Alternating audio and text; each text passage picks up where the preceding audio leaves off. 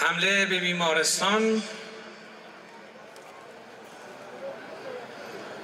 پایان رژیم صهیونیستی آغاز خواهد شد.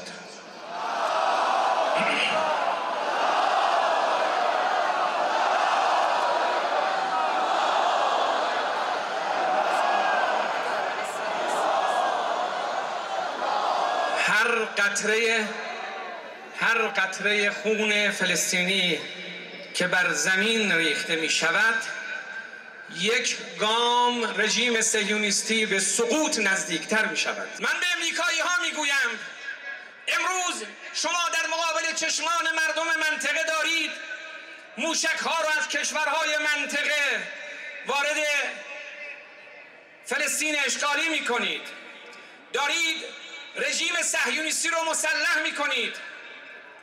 بمب هایی که بر سر مردم غزه می ریزد مال شماست.